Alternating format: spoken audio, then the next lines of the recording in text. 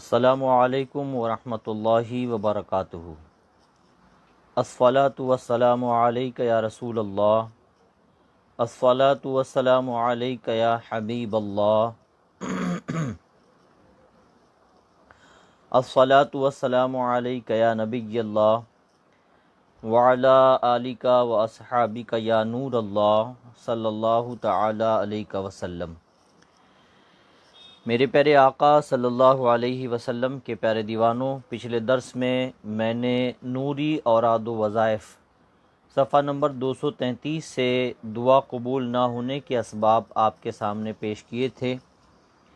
اسی کتاب سے آج نوری اوراد و وظائف صفحہ نمبر 236 باب دعائیں، اس میں سے دعا مانگنے کا طریقہ آج آپ کے سامنے پیش کر کے ثواب حاصل کرنے کی کوشش کروں گا۔ امید کرتا ہوں کہ آپ اپنے دل کے نیا خانے میں اس کو جگہ دیں گے انشاءاللہ۔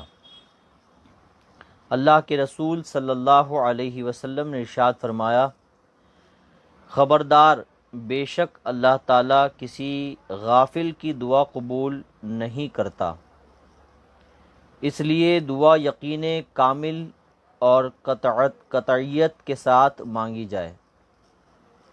بس دل میں یقین ہو کہ اللہ رب العالمین ہے، وہ دعا کو سنتا ہے اور قبول بھی کرتا ہے۔ وہ صرف اس کی دعا نہیں سنتا جو اس سے غافل اور بے پرواہ ہے۔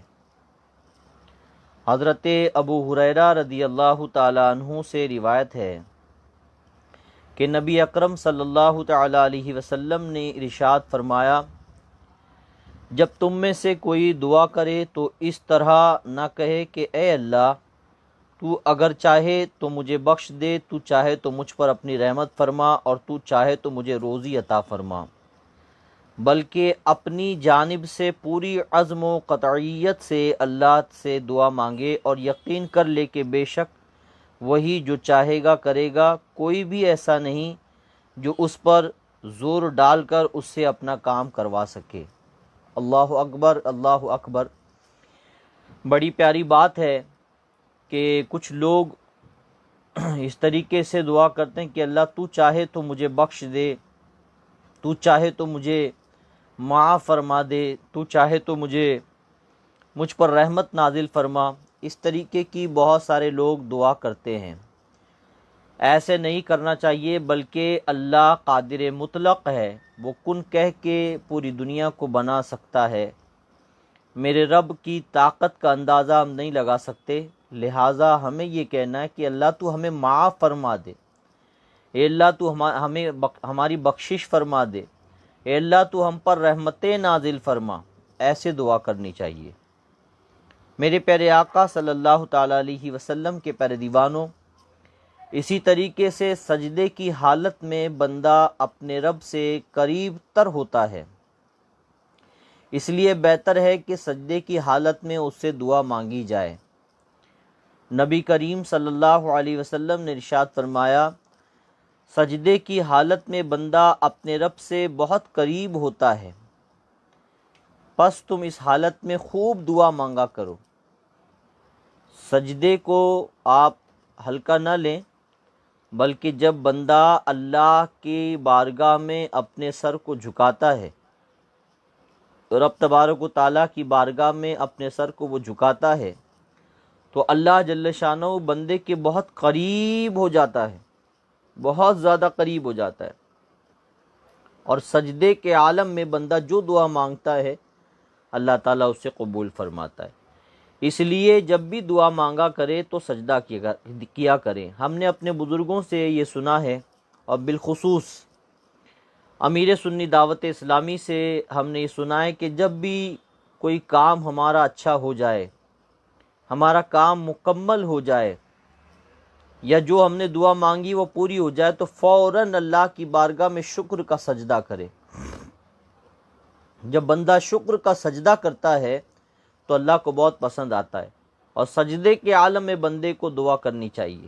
ایک اور روایت سماعت فرمائیں۔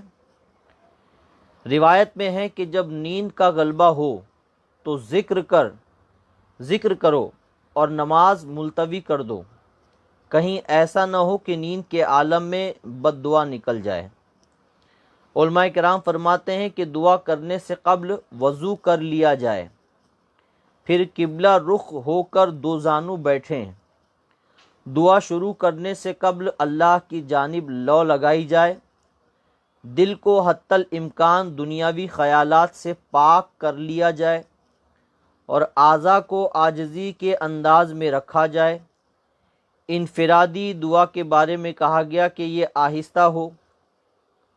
یہاں پر بات سمجھنے کی چیز ہے، سب سے پہلے دعا سے پہلے فرمایا گیا کہ وضو کیا جائے، وضو کے بعد فرمایا گیا کہ قبلہ رخ ہو کر بیٹھیں، دو زانو بیٹھیں، دعا شروع کرنے سے قبل اللہ کی جانب لو لگائیں، فوراً دعا نہ کریں بلکہ اس کی جانب لو لگائیں، اللہ تبارک و تعالیٰ کی جانب لو لگائیں، دل میں سارے خیالات کو نکال دیں، دل کے سارے خیالات کو نکال دیں، دماغ میں سارے خیالات آتے ہیں اس کو نکال دیں، اپنے دل کو پاک کر لیا جائے اور جسم کے اعضاء کو ایسے بنائے جیسے ایک عاجزی۔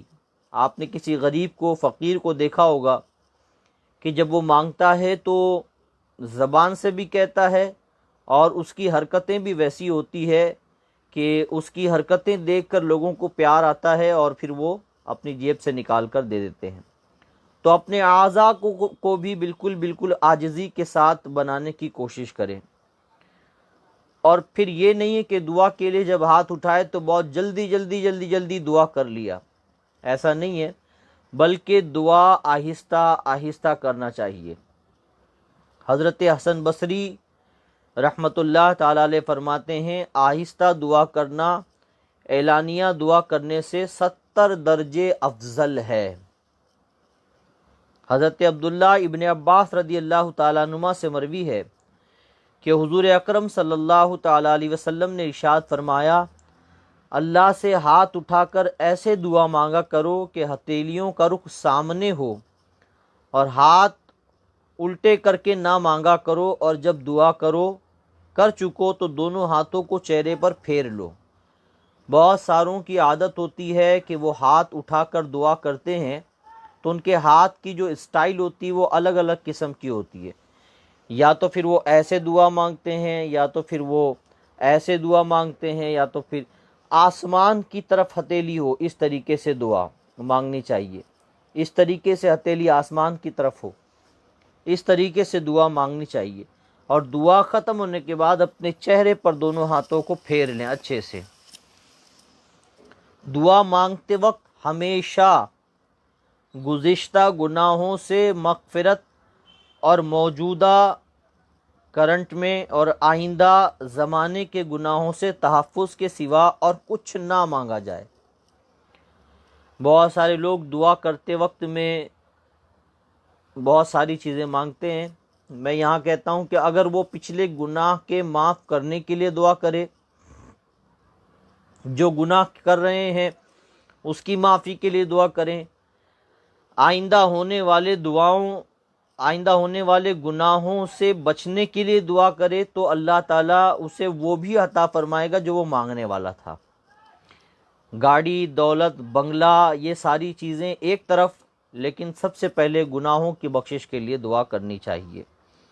میرے پیارے آقا صلی اللہ تعالیٰ علیہ وسلم کے پیارے دیوانوں، اللہ تعالیٰ سے اچھی اطاعت و عبادت، شریعت کے احکام پر عمل در آمد، نافرمانیوں سے بچاؤ، اللہ کی رضا پر راضی رہنا، سختیوں پر صبر، نعمتوں کی زیادتی اور ان کا شکر، اور ایمان کے ساتھ مرنے کی دعا کی جائے۔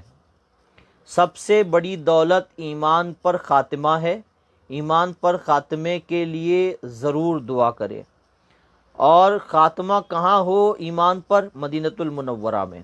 حضور صلی اللہ علیہ وسلم کے حدیث پاک کا مفہوم ہے کہ آقا نے فرمایا، ہو سکے تو مدینے میں مرنے کی دعا کرو، تو مدینے میں مرنے کی دعا کریں۔ میرے پیارے آقا علیہ الصلوۃ والسلام کے پیارے دیوانوں، فرمایا گیا کہ یہ دعا کی جائے کہ آخرت میں انبیاء، صدیقین، شہداء و صالحین کے ساتھ ملے۔ اکثر لوگ آخرت کے لیے کچھ دعا نہیں مانگتے.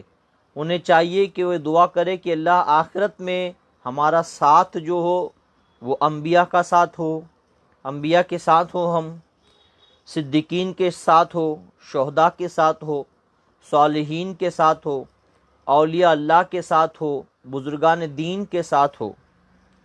اپنے رب کے حضور جب بھی دعا مانگے تو خوب رغبت سے دعا مانگے. اللہ سے جب بھی دعا مانگے تو خوب رغبت سے دعا مانگے. دعا مانگتے وقت کوئی چیز ایسی نہ مانگے جس میں گناہ ہو. اپنے گناہوں کی بخشش مانگے. دعا کے بعد اس کی قبولیت پر پورا یقین رکھیں. یہ دعا مانگنے کا طریقہ میں نے آپ کو بتایا. بہت سارے حضرات دعا مانگنے میں بہت ہچکچاتے ہیں اور دعا کرنے میں بہت ہچکچاتے ہیں. اکثر لوگوں کو دیکھا گیا ہے کہ نماز کے بعد جب دعا ہوتی ہے تو ان کے ہاتھ ڈھیلے پڑ جاتے ہیں، وہ سست ہو جاتے ہیں. ایسے دعا نہیں مانگنا چاہیے. وہ بات اور ہے کہ اللہ کریم ہے، اللہ کس کی ادا پسند کر لے، لیکن ہمیں چاہیے کہ ہم جب دعا مانگیں تو بالکل عاجزی کے ساتھ، انکساری کے ساتھ، ذہن کو حاضر رکھتے ہوئے، دل کو حاضر رکھتے ہوئے اللہ کی بارگاہ میں دعا کریں اور یقین رکھیں کہ میرا رب ہماری دل کی آواز کو بھی سنتا ہے، ہمارے شہرک سے زیادہ قریب ہے، وہ ہمارے حال کو جانتا ہے. بس وہ ہمارے لب سے سننا چاہتا ہے کہ میرا بندہ مجھ سے مانگے تو صحیح، مجھ سے دعا تو کرے. تو اس لیے اللہ تبارک و تعالیٰ سے عاجزی سے دعا کی کریں. دعا میں کوئی گڑبڑ نہیں ہونی چاہیے. آہستہ آہستہ اچھے الفاظ کے ساتھ، اللہ رب العزت کے صفاتی ناموں کے ساتھ دعا مانگنے کی کوشش کریں. مہربانی کی بات آئیں تو رحمان کہیں، رحم کی بات آئیں تو اللہ کو رحیم کہیں، بخشش کی بات آئیں تو اللہ کو غفور الرحیم کہیں، عیب کو چھپانے کی بات آئے تو اللہ کو ستار العیوب کہیں. اس طریقے سے دعا مانگے. دعا مانگنے سے پہلے اچھا وضو کریں، دو زانو بیٹھ کر دعا مانگے، ہاتھوں کو آسمان کی طرف رکھیں. اس طریقے سے دعا کریں. میں نے بیان میں یہ سنا تھا کہ شیطان مردود جب اسے لعنت کا طوق اس کے گلے میں ڈالا جا رہا تھا اور اسے زمین پر پھینکا جا رہا تھا تو وہ پلٹ کر رب تبارک و تعالیٰ کی رحمتوں کی طرف دیکھ رہا تھا. تو رب تبارک و تعالیٰ نے یہ کہا کہ اے مردود اب کیا چاہتا ہے؟ کہا مولا میں تو تیرے عالم میں رہوں گا، تو نے مجھے بنایا ہے. اے پروردگار میں تیرے بندوں کو صراط مستقیم سے ہٹاؤں گا، صراط مستقیم سے انہیں ہٹاؤں گا. اللہ نے فرمایا جا، میں نے تجھے چاروں سمتیں دی، سامنے کی سمت، پیچھے کی سمت، دائیں بائیں کی سمت، تمام سمتیں تجھے دی. چاروں طرف سے میرے بندوں کو بھٹکانا، چاروں طرف سے میرے بندوں کو گھیر کر انہیں صراط مستقیم سے ہٹانے کی کوشش تو کر سکتا ہے. لیکن سن، اگر وہی بندہ میرا گناہ کرنے کے بعد شرمندگی کے ساتھ، جب اسے گناہ پر شرمندگی ہو اور وہ سر جھکا کر مجھ سے دعا کرے گا، سجدے کے حالت میں مجھ سے دعا کرے گا، تو زمین سے میں اس کی دعا کو قبول فرماؤں گا. ہاتھ اٹھا کر دعا کرے گا تو آسمان سے میں اس کی دعا کو قبول فرماؤں گا. تو میرے پیارے آقا صلی اللہ علیہ وسلم کے پیارے دیوانوں، دعا کرنے میں بالکل بھی شرم محسوس نہ کریں. اللہ تعالی ہمیں عمل کرنے کی توفیق عطا فرمائے. انشاءاللہ آئندہ درس میں آپ کے سامنے پیش کروں گا دعا کی قبولیت کے مخصوص اوقات. کون سا وقت ہے جب دعا قبول ہوتی ہے؟ آنے والے درس کے لیے انتظار کیجیے اور لوگوں کو اس درس میں شامل کرنے کی کوشش کریں. دعا کی قبولیت کے مخصوص اوقات کیا ہیں؟ انشاءاللہ تبارک و تعالی وہ میں آئندہ درس میں آپ کے سامنے پیش کروں گا. اللہ تعالی عمل کرنے کی توفیق عطا فرمائے. یہ درس مختصر اس لیے میں دے رہا ہوں تاکہ آپ کو سننے میں کوئی تکلیف نہ ہو اور بآسانی آپ سنیں. آپ کا ٹائم بھی زیادہ نہ جائے، بلکہ آپ تھوڑے سے وقت میں اس درس کو سماعت فرما کے دوسروں تک پہنچانے کی کوشش کریں.